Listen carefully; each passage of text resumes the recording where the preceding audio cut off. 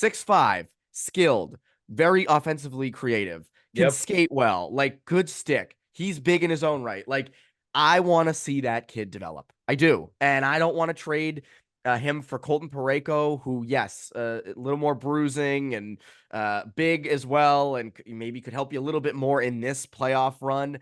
But Yep. I want to keep Lohrei around, and like Hanifin, we talked a little bit about this last week.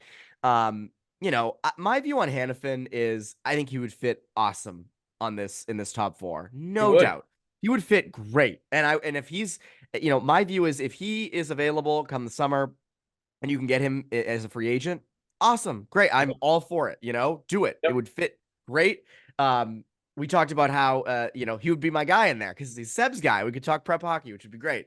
Yep. But in terms of giving up assets, I think Lohrei you ultimately want in the next year or two to elevate into your top four. Pucks with Haggs is brought to you by FanDuel, the exclusive wagering partner of the CLNS Media Network. Welcome to another edition of the Pucks with Haggs podcast. This is the 67th edition of the Pucks with Haggs podcast, I believe. I'm your host, Joe Haggerty. You can find my work at joehaggerty.substack.com. Join up for a premium membership to get all of my NHL and Bruins writing sent straight directly to your inbox. I also write for the Boston Sports Journal. Go check them out, bostonsportsjournal.com. File columns after every single game. And with this being a Saturday game day against the Vancouver Canucks, I will be filing after that game is over. Hopefully it's a little better than the 4-0 snooze fest at the Garden when Vancouver came in there earlier this year. I'd like to thank Evan Marinofsky from the New England Hockey Journal for joining us. Evan, thank you very much. Are you also going to be gracing us on a TV screen on NESN sometime soon? Oh God, I did last night or Friday night. Our draft show premiered at 6:30, so that was fun. Ooh. And then they play that recurring throughout the month. So it's always funny when like a friend, we've had this conversation. A friend will send a picture of me on at a bar, and I'm like, well, nobody's listening. It doesn't matter. It's just my talking head going like this. They do it, but it's So cool. So that.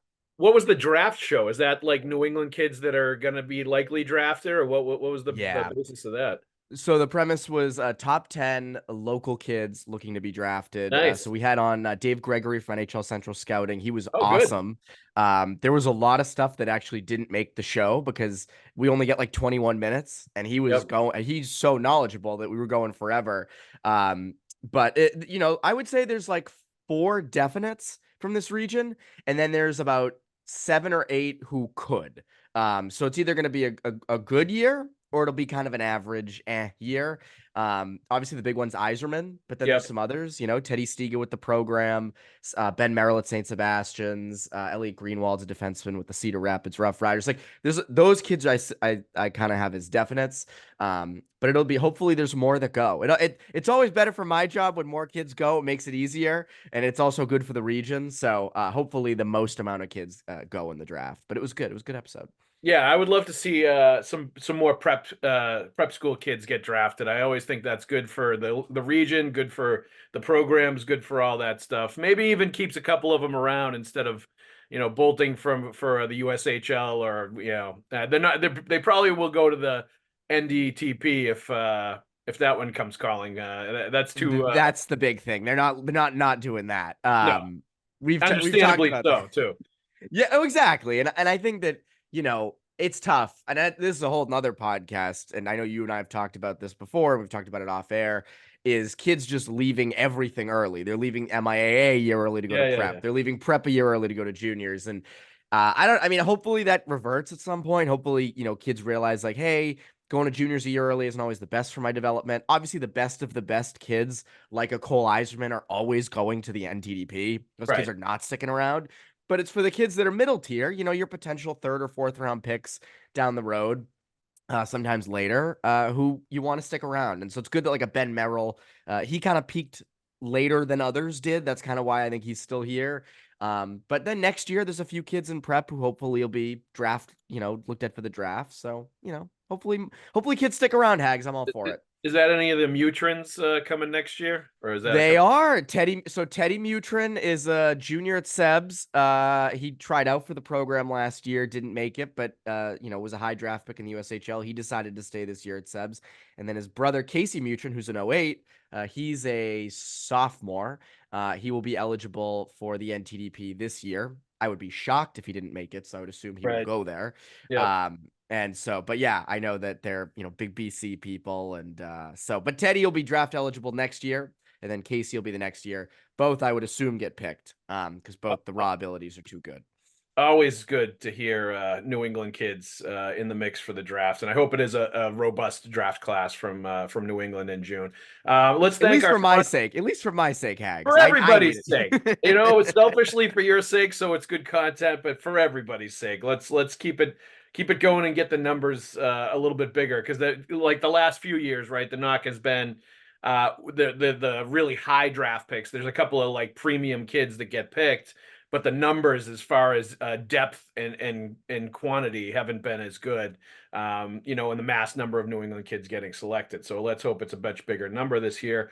All right, let's thank our sponsors real quick before we get into it. FanDuel Sportsbook, NBA season in full swing. Get buckets with your first bet on FanDuel, America's #1 sportsbook, exclusive wagering partner of the CLNS network. Right now, new customers get $150 in bonus bets with any winning $5 bet. That's $150 if your bet wins. You could use $150 right there, Evan. Oh, I would love $150. That's for damn sure. who couldn't use that?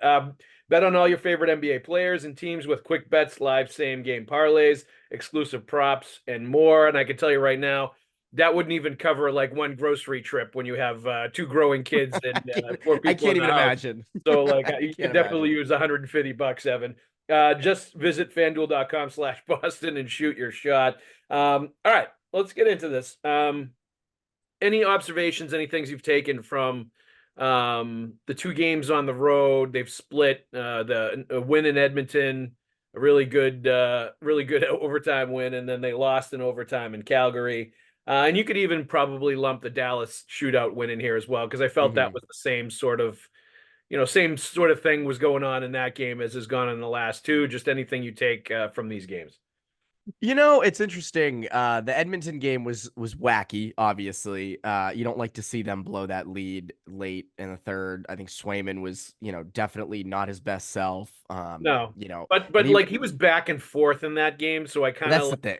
Yeah. I will write that one off as a game he had to battle through, where it doesn't look pretty in the end when you look at the stats, but he ended up making the saves when he needed to, and ended up getting the win in the end. It's kind of like a Grant Fuhr special when he was with Edmonton, and the numbers didn't look good and he gave up a lot of goals, but he ended up making enough saves to win, and that's really what matters in those situations. I agree. And there were also some pretty saves he made. I was thinking more like the Cody Ceci shot from the point, things like that.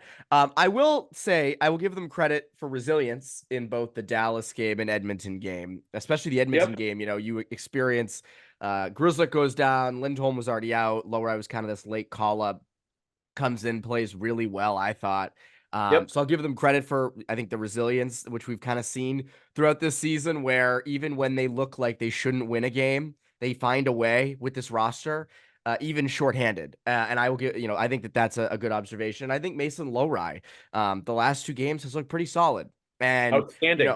I would say outstanding. Like from what he looked like before. Yes, I agree. And I think from that Edmonton game too, like those 3 assists, he hits the crossbar in overtime against Calgary.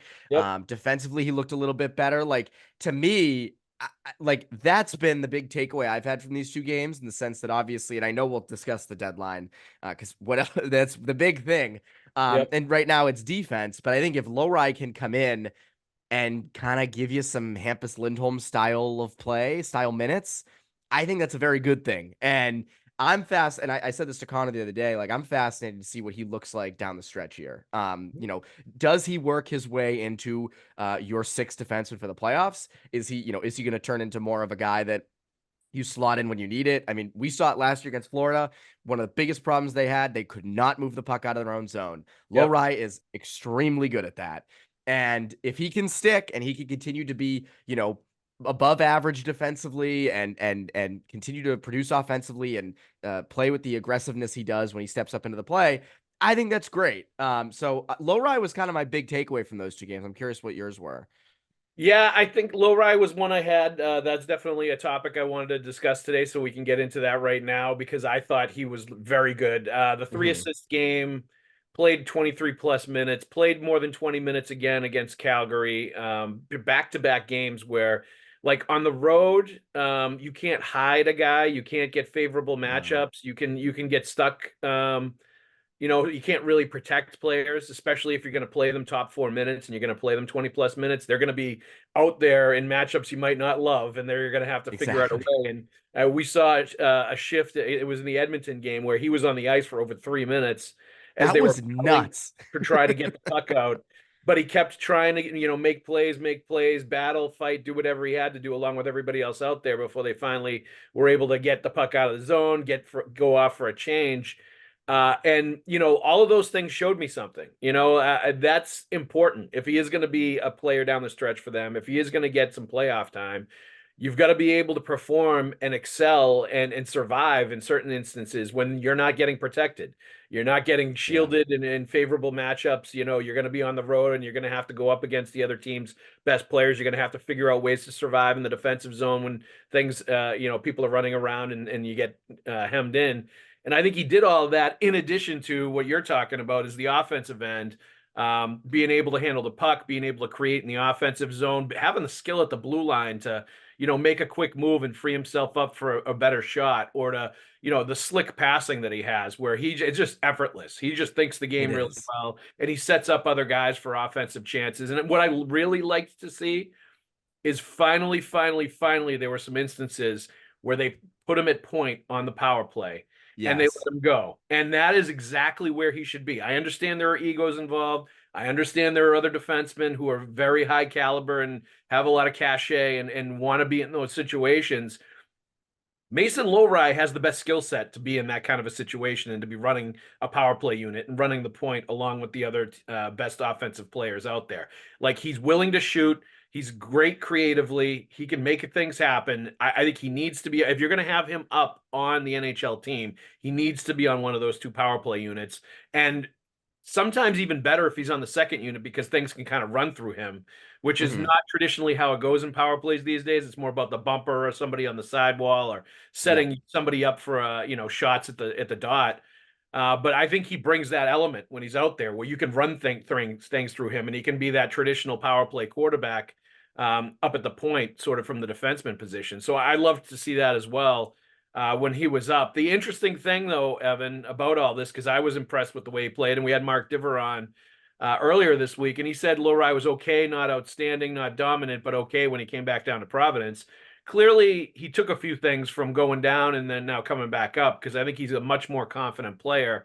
He looks like he's much more ready for things that are happening and getting thrown at him this time around. But the real question I have is, he's looked so good, right? That Mhm. who do you think other teams are going to be asking for at the trade deadline, especially if you're looking to get a big defenseman from some other team? That is going to be the guy that other teams are going to be asking for. And my real sort of like wonder, when you talk about Noah Hanifin, obviously being a guy they would love to have from Calgary. When you talk about maybe Colton Parayko from the St. Louis Blues, another big Oh, yeah. sort of frontline defenseman that would, I think, answer a lot of things for them. He's big, strong, physical, plays, top 4 minutes, is a really good player.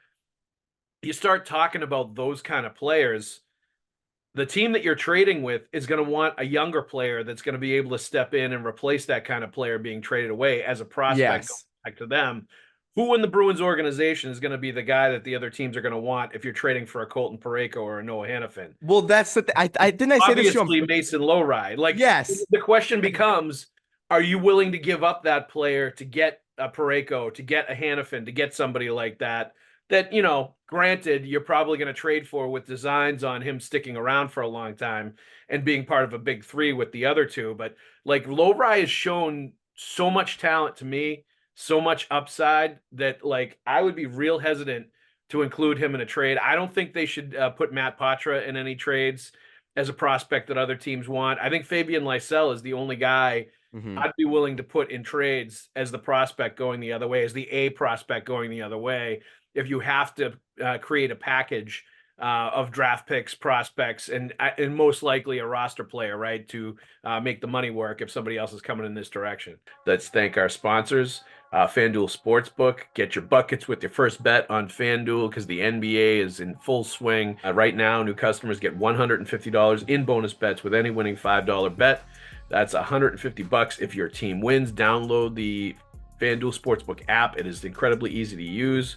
And bet on all your favorite NBA players and teams with quick bets, live same-game parlays, exclusive props, so much more.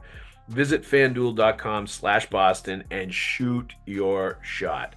That is right. Get down with the exclusive wagering partner of the CLNS Network, FanDuel, and visit FanDuel.com/Boston and shoot your shot. Didn't I say this to you on Bruins Beat last week? I was like, the only way you could trade, like, that the Flames would engage with you for Noah Hanifin would be like Lowry would have to go back in that deal, most likely. Yeah, I would suspect any team that's trading a big time defenseman is going to want a defenseman prospect back. Yes, and I don't want to trade Lowry. Again, 6'5", skilled, very offensively creative, can skate well, like good stick. He's big in his own right. Like, I want to see that kid develop. I do, and I don't want to trade him for Colton Parayko, who, yes, a little more bruising and big as well, and maybe could help you a little bit more in this playoff run. But I want to keep Lowry around, and like Hanifin, we talked a little bit about this last week. My view on Hanifin is I think he would fit awesome in this top four, no doubt. He would fit great, and if he's, my view is if he is available come the summer, and you can get him as a free agent. Awesome. Great. I'm all for it. Do it. It would fit great. We talked about how, he would be my guy in there because he's Seb's guy. We could talk prep hockey, which would be great. But in terms of giving up assets, I think Lowry, you ultimately want in the next year or two to elevate into your top four and to, with the Hampus Lindholm as on your left side. That's who you want. And you could also make the argument that if you're going to sign Hanifin in the offseason, what's the future of Lowry? Is Lowry going to be your third pairing defenseman for the next couple of years? Like, I think Lowry's ceiling is higher than a third pair. It is, but like you could put him as a third pairing that, plays power play and, as you're aging out with some of these other players, 100%. Like when Carlo gets a few years older, maybe that's a guy you look at and say he could end up pushing into the top four. I agree, but I think you've got to be cognizant of that, right? Like that you're not blocking him from developing more by accumulating all these other defensemen for sure. But I think he's a little different than what they have as far as the real sort of creativity level and high-end offensive ability level that he's shown. I think it's higher. I think he has the highest offensive ability level of any of the defensemen that they have right now. And probably would be like at there or above Noah Hanifin too. Like Hanifin's good, no question about it. And I think he looks really smooth running the point too. In the times that I've watched him play. But like, he's just reaching now his highest level of like offensive potential at, 27 years old or whatever he is now. Like, it seems like this season he's really like hitting the sort of crescendo of his development. And it's taken him, it hasn't been like he was a stud, top pairing defenseman, like right out of the draft and has been dominant. Like it's been steadily up and up and up for him. And I think right now he's hitting his best level. And it's funny, I actually was looking at watching, I think it was Sportsnet. They had Doug McClain on, and they were talking about Hanifin, and he was kind of saying, and I think it was, who the heck was it? Marek, Jeff Marek, I think was I think it was his show. And he was saying also, they were both kind of in concert saying they don't think Hanifin's as good as he's sort of being made out to be, or like as good as like whatever package is going to end up going the other way. Like he's solid, but he's not like he's not the premier defenseman that like in years past has gotten traded at the deadline. Someone's going to overpay for him a lot. Correct. And that was interesting to put it in that perspective as well, as far as overpay for assets and overpay for the contract extension that you're going to have to obviously wheel out to him to get him to stay. It's interesting with Hanifin because him and Elias Lindholm were both high draft picks with Carolina, didn't really turn into anything down there. Went to Calgary, and both have kind of found their way. And you're right. I mean, Hanifin, it has taken a few years for him to sort of come into his own. I agree with all that. And that's why, again, like I go back to like, what Lowry is. I mean, Lowry is, I mean, I don't want to say a unicorn, but he's unique. This is not someone that you can go into the draft and get every year. This is not, if he was 6'5" and just a shutdown defenseman, it'd be one thing. I mean, that would be valuable. They could certainly use that right now. Yep. But that's something that you can get a little bit more than you can a 6'5", very offensive defenseman who's a good skater, and just has that creativity we've talked about. And I don't want to give up on that. I want, like, credit to the Bruins. They drafted him, what was he, second round in 2020? Yep. Like they found him, they've developed him. He became a defenseman very late, relatively late in his career. I think he was like 16 years old at Culver. And I want to keep him around. I don't want to deal him for a solid top 4 defenseman when I think Lowry's ceiling is that of potentially a top pairing guy down the road. And I mean, the same goes for like Matt Poitras. You just mentioned him of not wanting to deal him. I don't want to deal him either. And I don't think this is me being naive and holding on to prospects and being like, oh, these prospects are great. Both Lowry and Poitras have come up and shown you what they can do at this level and what they can be at this level. Now, are they going to be that full time right now? Probably not. There are going to be some games where Lowry, defensively, not so great, and you don't notice him as much. And there were some games, Poitras was up here, where you didn't notice him a ton. They're young, they're rookies. I think what we've seen, though, is that when they do hit their stride in the next 2 to 3 years, those guys are going to be cornerstones of this roster.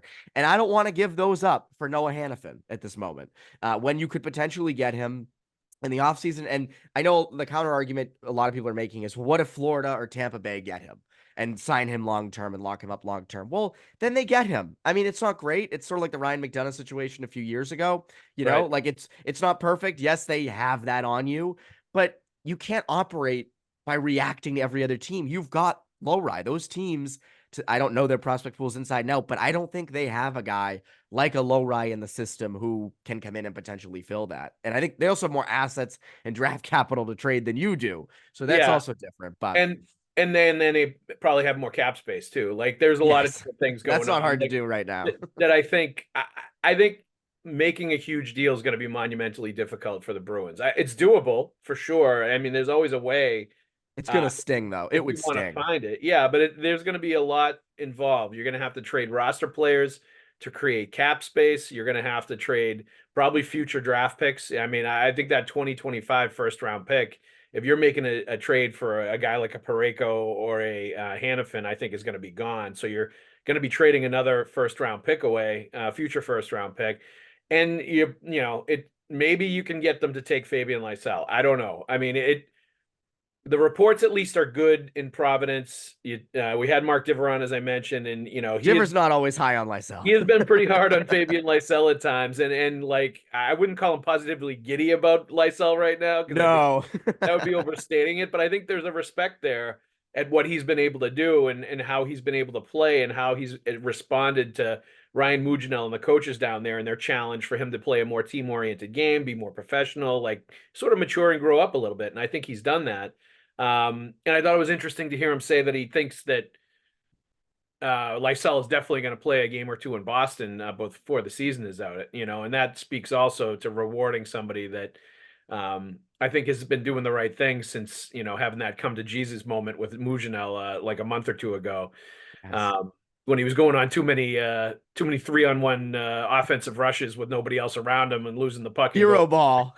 Well, that is like the coaching squirts. That is something I see quite a bit at that. The puck hogs at that level where you're trying to stick handle through 3 guys and you give it up and it goes the other way and you're kind of like trying to teach them that's not good hockey. And that's not how it works. On some level, it's rewarding to know that like they still continue to do that at 19 or 20 years old. Yes, you're trying to teach them the right way to play. But to your point, I am going to continue to view this season the same way. I don't know that I view this team as Stanley Cup caliber. I mean, obviously they are one of the best teams in the East. They have some things that they do really good. They've been in the lead most of the season. they have some star players. There's no question about it. But I continue to I try to look at this as a long range view thing with this team, where being realistic about what's potentially there for them in the postseason versus what they've been able to accomplish in the regular season, because of the way the game is played in the postseason versus the regular season, what they would need at the deadline to add in order to really be a threat and to have the sort of horses that they need and the qualities they need to go on a 2-month journey and win the cup. And just the transition that they've gone from the group they had before to the group that's taken over now, and introducing the young players to the playoffs. Like we talk about Lowry, the expectations are going to have to be tempered for a guy like that if he's thrown into the Stanley Cup playoffs. Oh yeah. It's going to be a learning experience for him, and you can't expect that he's going to be a top 4 guy playing 20 plus minutes, not making mistakes, like all that stuff. But it's valuable, to have those guys in those situations to get them ready and get some playoff experience for the years beyond this. And I just think, looking at all that, that's why I think realistically, you have to look at this team as one of transition, of one of, and not a bridge season, because I don't think that's quite it, but sort of something in that vein of like, this is not the year maybe where they're going to be ready to win it all. Maybe next year is, after some of these young guys have the experience, after they have the cap space where they can really add a Hanifin or add a couple players that are really going to augment what they already have. And they're not going to be in the salary cap duress that they're in this season. So I don't know if the prudent move, and I continue to not think the prudent move at the deadline, is to go crazy and try to land all these big fish. When your salary cap, your assets, everything that you have is telling you that it's probably not the right thing to do this year. And just the gymnastics you're going to have to do, salary cap and otherwise, just to make a move like that happen.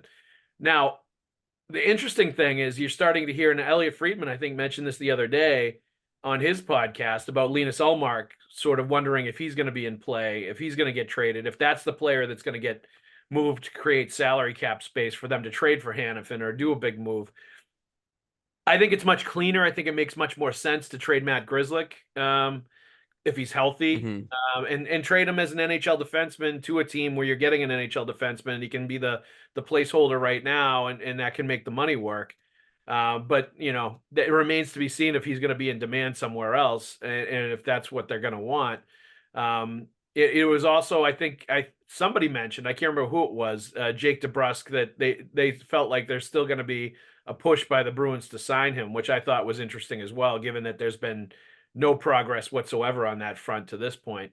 But just your thoughts on Ullmark, if he could eventually be in play at some point this season, if that makes sense. Like, I think that's a tough one, because you're probably going to have to find somebody else to trade with to send him there in a separate deal to create cap space for the other, because Calgary doesn't need Linus Ullmark. They have Markstrom. I don't think that's a need. St. Louis, if you're talking about Parayko, they're not going to want Linus Ullmark. They have Bennington down there. You have to trade him to a team that's desperate for goaltending, and it would have to also, by the way, be on the list of teams that he's willing to be traded to. So, like, there's a lot of moving parts here that make me think that, like, a lot of the things that are being thrown out there, just, it's not possible that this stuff is going to happen. This is why I think, a couple of things. Ullmark, I am more for trading him in the offseason when it's settled down. He's not an expiring contract. There's no rush. I've said this all season. I want to see them try the goalie tandem in the playoffs. I want to see it. It's because, again, it's their strength. It's their one area of the roster where there are no holes. You have 2 legitimate starting NHL goalies who are, top 10 in the NHL. I want to see him try it. Like, that's where you do it. And you can trade Ullmark in the offseason. You can trade him at the draft. You can trade him after that. Like, there's no rush to trade Linus Ullmark. Because again, like, let's just say hypothetically, right? They go out, they get Hanifin, and in a separate move, they deal Ullmark. I don't know what they're giving up, but let's say they do that. Are they a much better team? They're better, obviously skater wise, but they're worse in net. You don't fully know what Swayman is going to be at full time every game in the playoffs. You don't know what you have yet in that. The other thing, you mentioned cup contender status. I've been saying, early in the season, I was like, they're not cup contenders. I don't see them as that. Now they've performed so well they're, first in the Atlantic and the East is wide open, where I'm like, they should Yeah. do something. Yes. They should, they shouldn't be out in the first round. But I agree with you. I could see this team flaming out, or I could see them winning the whole thing. Like, that's the weird thing about this roster. I mean, you look at the bottom six right now, and it's full of young guys like Brazeau and Richard and Lauco and guys like Steen, and you don't really have that fully set up yet, Yep. and that's where, like, I go, well, it's kind of like it's like a box of chocolates. You don't know what you're gonna get with them in the playoffs at all.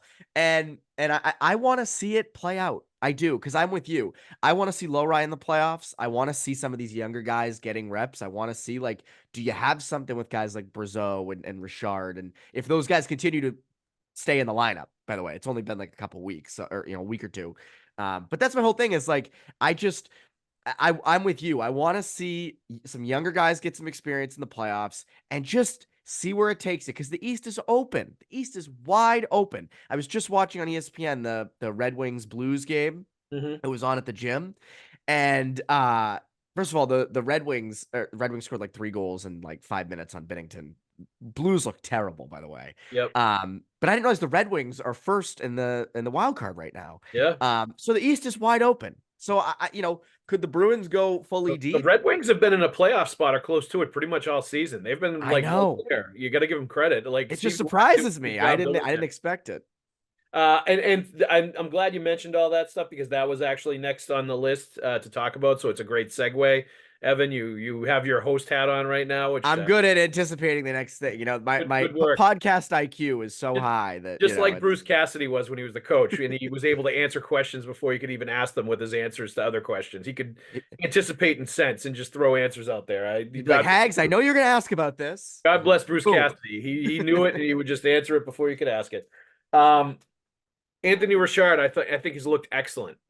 He's looked like a fast, relentless player that's willing to throw his body in there, playing with tons of desperation, playing like a guy that does not want to get sent back down to the AHL, does not want to go and take a bus ride to to Hershey anymore. Who wouldn't want to do that? That's crazy. Like, he's playing like that, and he's playing Yeah. like that every single night. And the speed that he has, it's a factor, and it's something the Bruins desperately needed. I think was like some burners that they could throw in the lineup like that, and really cause some uneasiness on the other team, and force them to, to speed up what they're doing, and force them to rush and make mistakes.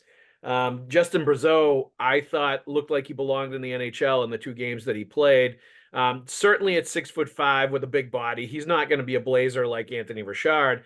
No. But he was able to keep up, and he was not a liability out there skating wise, and I think Mark Diver had mentioned this. Like, he certainly didn't look any slower than James Van Riemsdyk, and Van Riemsdyk's been able to survive in the league for a long time. I'm not saying they're the same player, but he's going to be able to survive in the league as long as he can, win puck battles in the offensive zone, move the puck up the ice when it comes to him, get in front of the net and make things happen. And like, all I needed to see was that he's gotten scoring chances and shots on net in both of the games that he played, and B, on the goal, he was so strong on his stick and strong on the puck that he knocked Ryan Suter's stick out of his hands as he was going for that loose puck to score on it. Like, that was a caged beast that wanted the puck, wanted to score, and was going to blow everybody out of his way in order to get there.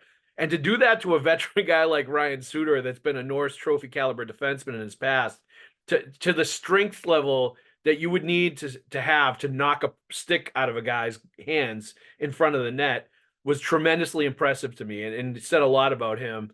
So, like, I just, you want to give a shout out to the NHL, the Bruins NHL scouting staff, and the people they have in place that are signing these young veteran players like Anthony Richard, like Justin Brazeau, like Parker Weatherspoon. There's 4 or 5 guys that have come in and out of the lineup for the Bruins and have played some games for them that are in that status. They're not young kids. These are guys that have been around the pros for a few years and, are knocking on the door but haven't quite gotten there.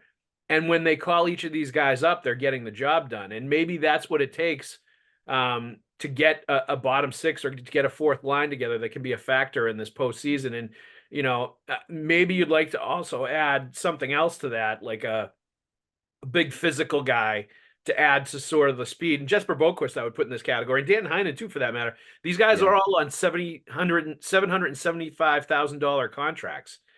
Veteran minimum contracts. It's like 3 or 4 guys.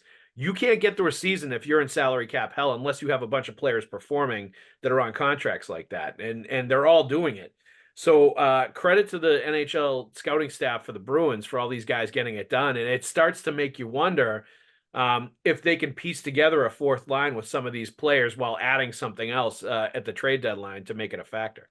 I think they can. I mean, you look at like let's just look at Richard and Brazeau, right? Like those guys both bring you something that you didn't have before, right? The Bruins are a slow team. You mentioned JVR, but overall team speed is not their big thing. You see it in overtime, right? When it's 3v3 and other teams just kind of having their way, and the Bruins are kind of just trying to kind of box it in a little bit in their own zone. Yep. Richard brings that. Richard's as you said, north-south fast guy, which is kind of what they need, especially in that bottom six. Boquist brings it too. When those two are playing, Boquist does. Really changes the identity of that fourth line when you have those two kind of speed players on it. Like it's obviously not a crash and bang line, but No. they are a factor by just like attacking with speed and going after people. And then Brazeau also brings kind of that size, kind of the Milan Lucic role that they were looking for Lucic to fill out. And again, I think it just, has a little bit, little offensive touch, which is nice. And, again, I'm curious to see kind of what that fourth line can bring you if you can piece together something. Because it feels like, Boquist, it feels like he's worked his way into being the number 4 center. Yep. And then, Richard and Brazeau have been solid. So maybe that's what you go with. I mean, you also have guys like Lauko. I think you and I both are in agreement on Oscar Steen, and that he's kind of that tweener. Where you can call him up in kind of a pickle, and you can have him there. But I don't think it's a long-term fix. Richard, Boquist, guys like that are bigger factors, better players. Like you can see completely agree. More of an impact when they're in there than Steen was. Steen was more of like a placeholder when he was in there, where these guys are making things happen. But yeah, I just think it's going to be interesting to see how that plays out because I think they have some options now. I would still like them to upgrade with a fourth line type player. Preferably maybe somebody that is also a center and can win faceoffs, and can Chris bring Kelly. that to the table as well, because they could use another center that can win faceoffs in big situations, especially come playoff time. All right, let's get to the tweet of the week. This is from C Tully is funny on Twitter/X. I like that name. I'd like to know how many times has Pasta been on the ice in OT or late in the third for the other team's winning goal. Yeah, he's certainly been out there some. He was out there in the overtime game winner for Nazem Kadri, right? Because he had a chance. Yep. And then it got kicked going the other way, and they ended up scoring. But look, how many times has he been out there when they've won in overtime too, or when they've made a play in the third period where he's won the game? That's the kind of player he is. He's risk reward. Tons of times he's going to give you the goal. He's going to give you the offensive play. But those kind of players all play with risk in their game and all do things where it can backfire or get going the other way. Do I get a slight bit nervous when David Pastrnak is out by the point with the puck? A little bit. Power play where everybody's rotating and changing spots. Of course. I think there are times he will try to do things and it's high risk. But I think that's also comes with a reward part of it and having the understanding that, great players and creative players are going to have times where things backfire on them. And that's just part of putting him out there. Are you not going to put David Pastrnak out there in 3-on-3 OT because you feel like he's a liability that might turn over the puck every once in a while? That's foolish too. How stupid would that be? It would be like Felger's grand take from last year where we wanted to take Pastrnak off the power play, take a 6 scorer off the power play. I understand the turnovers are there sometimes, but you're not going to go away from Pastrnak because he turns over a puck. You're not going to go away from Charlie McAvoy because he goes high and wide with a shot in overtime and the puck rims out and goes the other way and the other team scores. That was a highly entertaining overtime in Calgary where there were tons of chances back and forth, and Calgary just ended up finishing off one of the chances that they had, and that's the way it goes in overtime, especially if the teams are playing the way they're supposed to play in overtime and not being too conservative and just open it up and have fun like that. So, I'm not one of those people that's going to listen too much to the David Pastrnak talk, critiquing his mistakes in the third periods and overtimes. Pastrnak has this unfortunate, what's the word? Like unfortunate habit of making really skilled plays look easy and trying to do, but it when it backfires and it doesn't go in, it looks like, oh, he's not trying. Like the other night, right on Well, it that looks two like on that in zero. the shootout too, right? When Well, he's that's what trying I mean. That's so yeah, the shootout's the grand example where it's like when that slingshot shot goes in, it looks terrific, right? yeah, But when it doesn't, and it's just, it's like, wow. Like I was at, I think it was that Tampa game I went with my girlfriend, and I think it was, and I think he just it was a shot to try to keep the shootout going, and he just kind of threw it on net, and he was trying that shot if memory yeah, serves, and it didn't yeah, work. And she's like, was he even trying? And but that's the thing is that like that to the naked eye they can look like that. And like that yeah. 2-0 the other night, she's not a big hockey fan, so I can make fun of her hockey knowledge because she doesn't know a ton about hockey. She beats me in tennis and other sports like that, but hockey's not her strong suit. But like for instance, in overtime when it was a 2-0 with McAvoy against the Flames, initially I thought he was trying to shoot it low pad to have it come out for McAvoy to put the rebound in, and I was like, that's an interesting move in overtime with the 2-0. But then you go back and look, and it's like, oh, he's the 5-hole was kind of open for a second there, and he was trying to go 5-hole, but he makes it look so effortless that it looks like he's putting no effort in. And I think to the naked eye, that can sometimes be like, well, what the hell is he doing? But again, when it works, it works. I have no problem with Pastrnak and that stuff. There's going to be turnovers. He has the puck on his stick a lot. The more you have the puck on your stick, the more likely it is you will turn the puck over. It Yep. happens. Yep. And there are some boneheaded plays he makes along the way, yes. But he's a 60 goal scorer. He's your best offensive player. He's one of the best players in the league.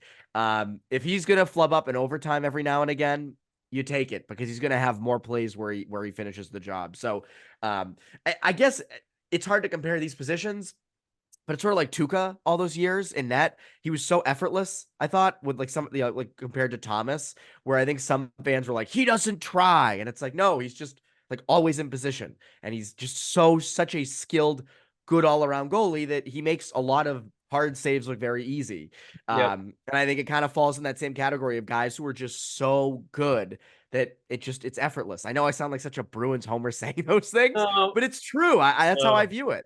And sometimes when he's going for the shootout move where he's trying to get the flex on the stick and sling it forward, that it's going to look bad Yes. if he just casually like does it and it doesn't work the way it's supposed to. Hits the That's just goalie's like pad, it's like, But that's part of the game within the game of those guys in the shootout trying to outthink the goalie or trying to be deceptive with what they're going to do and all that stuff. And sometimes it looks good, sometimes it looks horrible.